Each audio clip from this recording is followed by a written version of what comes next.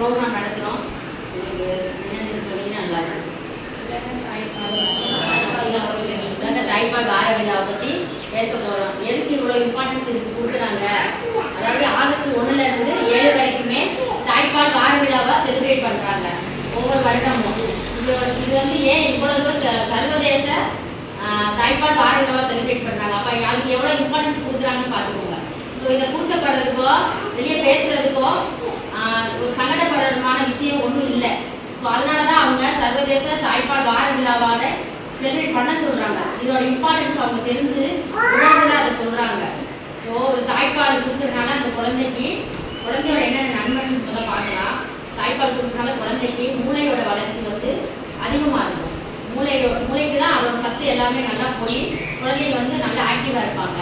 அதுக்கப்புறம் அவங்களுக்கு பிற்காலத்தில் வந்து மாரடைப்பு, மற்ற ரத்த அழுத்த நோய்கள், இந்த மாதிரி பிரச்சனைகள்லாம் வராமல் இருக்கும். ஸோ தாய்க்கும் அம்மாவுக்கும் குழந்தைக்குமான ஒரு பாச பிணைப்பு அதிகமாக இருக்கும்.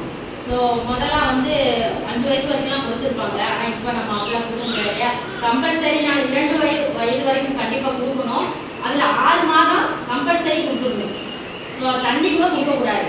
அதோட தேவையான நீர் சத்து, கொலஸ்ட்ராலு, கால்சியம், விட்டமின்ஸு, மினரல்ஸ் எல்லாமே வந்து எல்லா சத்தும் தேவையான எல்லாமே அந்த தாய்ப்பாலையே எல்லா சத்துமே அதில் இருக்கிறதுனால ஒரு தண்ணி கொடுக்க கூட தேவையே கிடையாது. முழுக்க நீங்கள் தாய்ப்பாலையே நீங்கள் என்னென்ன நினைக்கிறீங்க உங்கள் குழந்தைக்கு தேவையான எல்லா ஆக்டிவிட்டியும் அங்கே இருக்குது. ஸோ அந்த தாய்ப்பால் மட்டும்தான் இம்பார்ட்டன்ஸ். தாய்க்கு என்னென்ன நன்மைனா அவங்களுக்கு பிற்காலத்தில் கேன்சர் நோய், மாரடைப்பு, ஸோ குழந்தைக்கு பிறக்கிறதுக்கு முன்னாடி பீரியட்ஸ் கூட ரெகுலராக வராது சில பேருக்கு. ஆனால் குழந்தை பிறந்ததுக்கப்புறம் அவங்களுக்கு ரெகுலர் ஆகிறதுக்கு வாய்ப்புகள்லாம் அதிகமாக இருக்குது.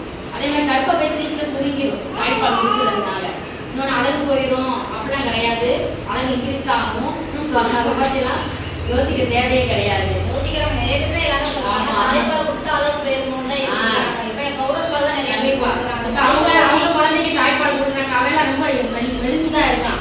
நானே அது ஒல்லியா இருக்கானே, கைட்டு வெயிட் போட்டோம்னா இதாக இருப்பானே, லோவர் வெயிட்ல வருவானே நினைப்பேன். ஆனால் அவன் வந்து நார்மலாக இருக்கும். ஏன்னா அது தாய்ப்பால் தான் காரணம்.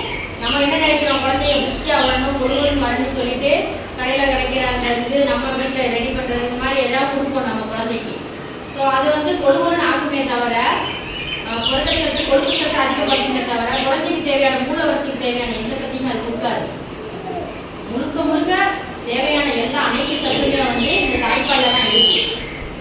தாய்ப்பாலில் தான் தேவையான மூளைக்கு உள்ள சத்து எல்லாமே வந்து ஒரு குழந்தை முழுமையாக வளரணும், குழந்தை நல்லா ஆரோக்கியமாக வளரணும்னு நீங்கள் நினச்சிங்கன்னா கம்பல்சரி தாய்ப்பால் கொடுங்க. 6 மாதம் கம்பல்சரி கொடுங்க. தண்ணி கூட கொடுக்காதீங்க. ஸோ உங்கள் ஃப்ரெண்ட்ஸ் சர்க்கிளையும் உங்கள் ரிலேஷன்லையும் சொல்லுங்கள். இவங்களும் சொன்னாங்க சேனை வைக்கிறதுலாம் நாங்கள் செய்யணும். அது ஒரு ஹேப்பியான விஷயம் தான். குழந்தை வருஷம் தான் சேனை வைக்கிறதுலாம் செய்வாங்க. அதை பழைய காலத்து முறையில் செய்கிறது. ஆனால் அதெல்லாம் வந்து செய்யக்கூடாது. குழந்தைக்கு வந்து பிறந்த உடனேயே குழந்தை எவ்வளோ தூரம் நீங்கள் தாய்ப்பால் கொடுக்க முடியுமோ அவ்வளோ தூரம் 1/2 மணி நேரத்துலேயே, அதாவது நார்மல் டெலிவரினா ஒரு 1/2 மணி நேரத்தில் கொடுத்து சொல்லுவாங்க. சிசேரியனா ஒரு 1 ஹவருக்குள்ள கொடுத்து சொல்லுவாங்க. ஆனால் முடிஞ்ச அளவுக்கு எவ்வளோ தூரம் நம்ம தாய்ப்பால், அதான் முதல் சீம்பால்னு சொல்லுவாங்க. அந்த சீம்பாலில் தான் அதிகமான சத்தே இருக்குது. ஸோ அதை நம்ம மிஸ் பண்ணிடவே கூடாது. குழந்தைகளுக்கு எவ்வளோ தூரம் ஃப்ரீ ஸ்பீடிங் கொடுக்குறோமோ அவ்வளோ தூரம் வந்து நல்லது.